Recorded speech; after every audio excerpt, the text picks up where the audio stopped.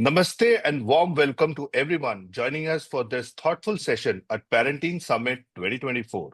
Today, we are diving into a fascinating and often complex topic: respecting cultural traditions, helping teens navigate family values in modern society. In a world where the new and the old constantly intersect, guiding our teens to honor cultural traditions while embracing modernity is no small feat. To help us unpack this delicate balance, we have with us Mr. Ravinder Rana, principal of Pudar International School, Maharashtra. Mr. Rana is a stalwart in the field of education, known for fostering environments where traditions and innovation coexist beautifully. His perspective promises to offer parents and educators practical ways to help teens stay rooted in this family value while confidently navigate the contemporary world. Let's begin this engaging conversation. Welcome, sir, to Parenting Summit 2024. Namaste. And Namaste. thank you so much for inviting me to this wonderful summit. I hope I'll be able to navigate you through what all questions you have for this particular session. And I think that Right, will sir. be helping our parents and children. At the same Right, sir. time, throwing some good light on teachers and their contribution to the society. Right, sir. So, sir, before we start, I would request if you can briefly introduce yourself. Tell us a little more about yourself so that our listeners, they all wants to know. So, sir, I have been in the field of education for almost around 35 years, and I define myself more as an academic principal than an administrative principal. And therefore, I call myself as an educator and a change maker, right? Mhm. I love teaching, and I generally go into the classrooms every time I get an opportunity to do so. I've been interacting with students and children from all boards, CBSC, ICSC, IB, and my interaction has been with a lot of teachers because I take a lot of CBSC training workshops apart from Mhm. taking workshops for English language teaching for Oxford University Press. Okay, wonderful, sir. Wonderful. So, sir, let's start the session. So, sir, why do you think it's important for teens to understand and respect cultural tradition, especially in today's globalized world? I think, sir, cultural tradition is something that defines you as a person. You Right. are what you are because of the culture and the tradition you are a part of.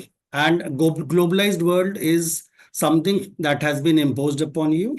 So it is Hmm. very, very important for students to communicate well. It teaches them to respect cultural differences that are there for all of us to see. And Hmm. when children are going to learn about different cultures and their own cultures as well, they will definitely have a deeper understanding of the challenges and the experiences faced by people from different backgrounds. Also, to Right. add on, they will develop empathy and respect. They will Hmm. definitely build their own character and personality. Their understanding of the world is going to be better. They will develop critical thinking, build connections and collaborations, and they will work towards resolving their conflict. So it is Right, very, sir. very important that they do understand the importance of respecting their own culture. Hmm. Sir, how can parents and educators recognize when a teen might be struggling to reconcile family values with modern, social influence which is there across? I was discussing this just a few days back with someone, and this is something which is really going to be interesting. All of Mhm. us, including our students and children, we've got all our social batteries, right? Right. And these batteries do get discharged based on Mhm. individual differences. Somebody might be an introvert, somebody might be an extrovert. And therefore, there are times when these social batteries are not recharged. It could Right. be multiple reasons, right? And depending how things are at home, because we say charity begins at home. So there might Right. be communication barriers where the teenagers often withdraw, right? They Hmm. become less communicative, and therefore it becomes very, very difficult for parents to understand the thought process and the feelings of the children. Hmm. There are multiple teenagers who, at this particular age, right, of their transformation, will be seeking independence and autonomy. And therefore, Hmm. this may lead to a lot of parental conflicts, right? And Hmm. the egoistic nature of the parents or the child will not allow the child to be able to reconcile to family values. Also, keeping in mind the fact that society is going to have another pressure on the child. Plus, there Hmm. are peer pressure, right? Where influences are coming from different directions. There might Hmm. be a child who might be trying to explore at this particular point in life his own identity, which might also Hmm. be another reason why he may not accept the values and the traditions being imposed upon it. Plus, the Hmm. academic pressure is also such. So, multiple pressures are working on the children, and therefore, sometimes it becomes very difficult for the parents to understand where is the child right now and whether he's Okay. actually struggling or not. And since I said in the beginning, there is a communication barrier. Therefore, it becomes extremely late before the parents realize that there is a problem and we need Hmm. to work upon it. So I think this is how Right. I would define this question. Right. So just building on what you said. So what advice would you give, families on fostering open conversation, communication about, cultural tradition without making them feel restrictive? Yeah. So I think the parents will have to first understand that the conversations that they are going to build upon with the children must be open and Hmm. non-judgmental.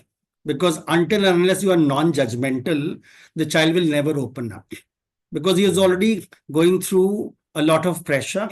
And when the parents are going to put multiple pressures on them to toe a line where the child is not ready to accept, therefore, Hmm. the problems are going to escalate.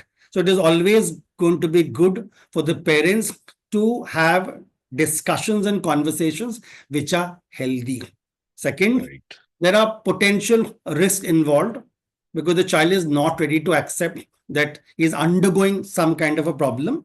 He hardly discusses with the parents because the parents do not have time for the children. Hmm. So you need to make sure that every day you need to have some time to discuss Hmm. with the children, and you might act as not just parents, but as friends and mentors with the children. Therefore, they will understand this fact that they can discuss anything and everything with their parents. And you're not going to take it in a negative way. And that is the first line of defense that the parents can have in building rapport with the children and in ensuring the fact that there is nothing that is left for them to chart out later in life. So I think that is Hmm. how this is the first line of action. The second line of action could be that because we are talking about traditions, right? We are talking about beliefs, we are talking about customs, social norms, attitude, conventions, right? Development of intellectual and moral faculties. It is Hmm. definitely going to be important to listen to what the child is saying and then Right. have a discussion where you give absolute autonomy for the child to say what he wants to say, and either Hmm. you make him get convinced or you yourself get convinced. So that is how it will Okay. be. Otherwise, it will be absolutely difficult to make sure that your children are going to listen to what you want to tell them or navigate a kind of a life cycle which is far different from what is expected by you. Very true, sir. Very true. So that open communication is very important, Yes, whether whatever topic you choose to have, but having an open communication, and it can't be a one side. I mean, yes, if we see around, there was a time when our parents used to say something, we used to quietly listen, yeah, and try to follow or do what they're saying. But today's teen, they ask question, and we should be prepared to answer, engage with them, uh, you know, give them because they want to know what is the logical reason why you're saying if you're saying something, Yeah, right, so I sir? would add over there, allow the child to agree Hmm. or to disagree or Right, agree to disagree because he has his own perspective to a particular problem, right? right, And you right. need to encourage that self-expression of the child. Hmm. Only then he Right. will become friendly, and then only you will be able to somehow maneuver the child's thinking to the Hmm. kind of line that you want him to take in life. Right, right. Very Otherwise, they important will point, sir. never look at traditions and values because he lives a different kind of a life, and Hmm. his dreams and aspirations will never match with the kind of Right. dreams and aspirations that parents or teachers have. So he will Correct. never expect, and he will never respect the traditional thinking that you expect him to have in life. Very true, sir. Very true. Sir, what are some of the initiatives, Podar International School undertakes to promote cultural awareness and, appreciation among students? So Podar International School has been a pioneer, right? We Hmm. are a brand name, one of the Right, sir. biggest chains of school. So obviously Right. a lot of thought has gone into making sure that we move towards modernism, yet we Hmm. don't leave behind the traditional aspects of our life. So right from the time when the child actually steps into the school at a pre-primary level, we model a holistic view of health which encompasses physical, energetic, mental, intellectual, and spiritual dimensions of human life through Panchakosha model, right? This is Okay. in grade nursery, right? Lower KG and upper KG, where the child is Okay. only 3, 4, 5. So we have already immersed the child into that kind of a thought process. The Hmm. curriculum that Podar International School has is aligned to NEP 2020 and the National Hmm. Curriculum Framework.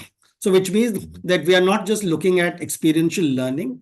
At the same Hmm. time, we're also trying that our children imbibe values of Very honesty, important. collaboration, and other things.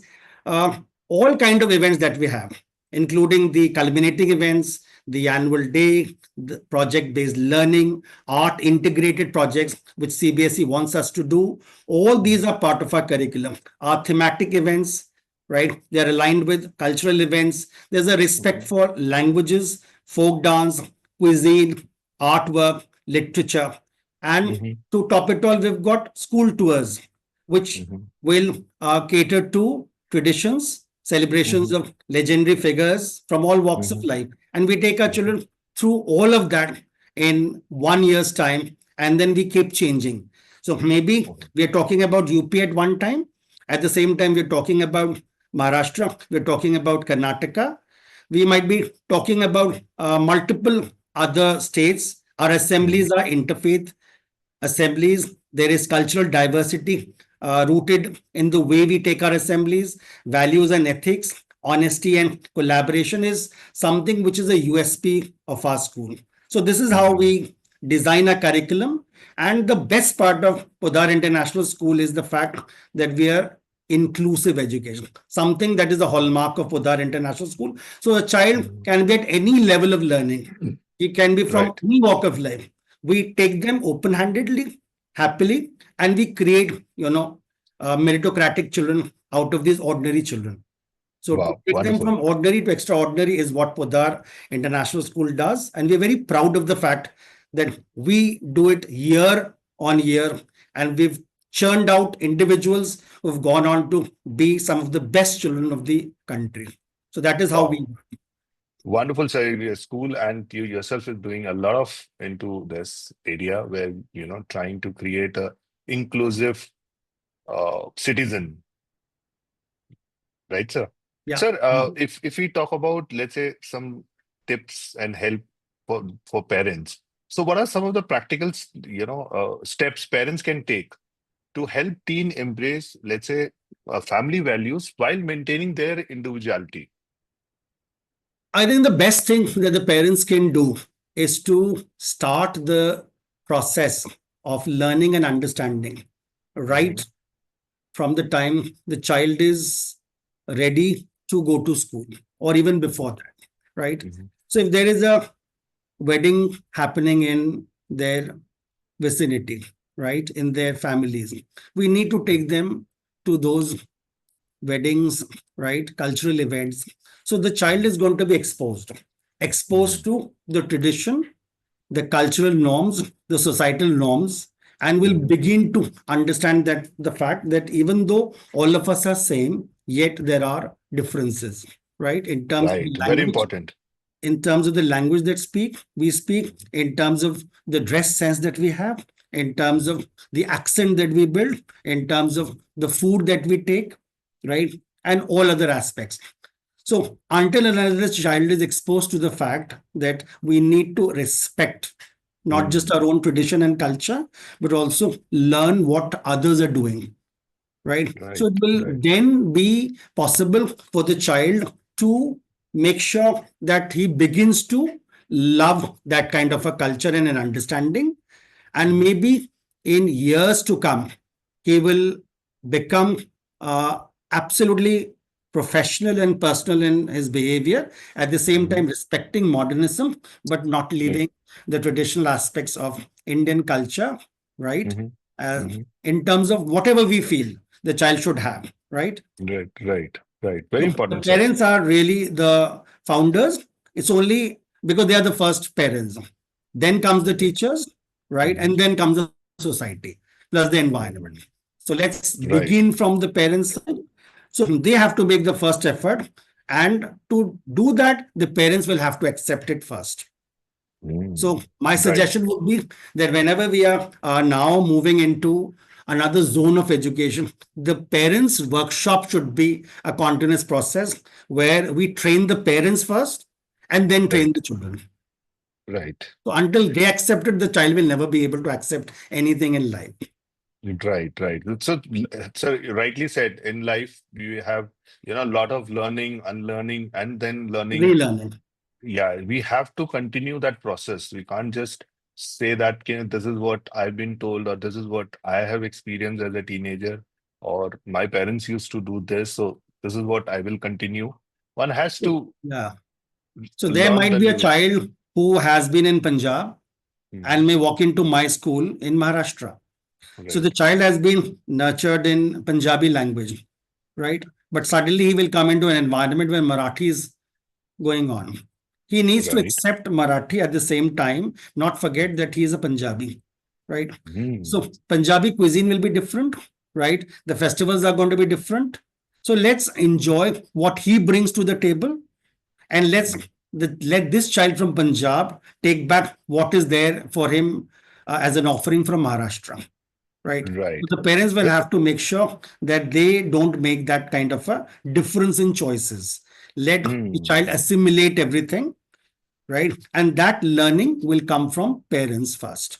And then Right. we do it at our school level, right? In terms of the celebration of events and everything that we can do, right? Our project Mhm. learning, right? Our art integrated learning, everything is collaborative in such a way that the child will really move towards modernism, yet not leave behind the traditional aspects that we keep talking about, right? Right, So maybe right. somebody might say good morning and good evening, but he may not be ready to say namaste and namaskar.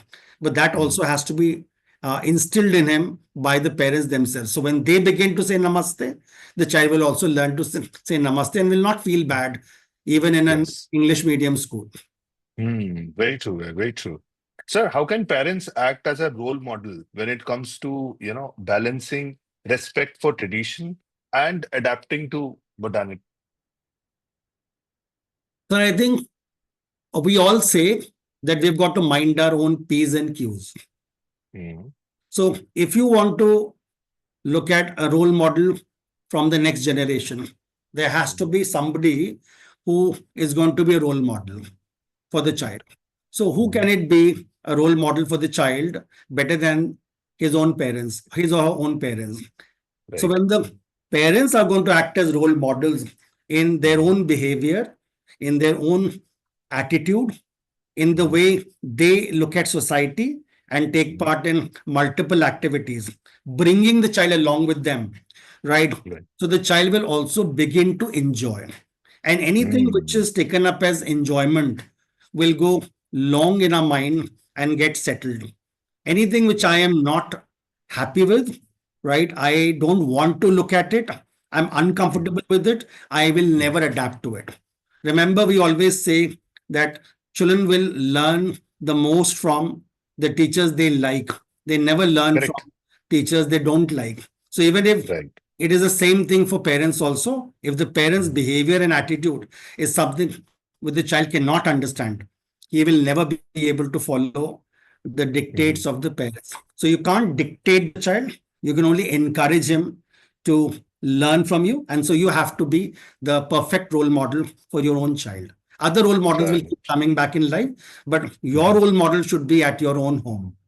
Mhm. So that's how I Correct. think they will be able to look at. So when I am going to respect traditions and modernism, my child will take at least 10% out of my book as a leaf.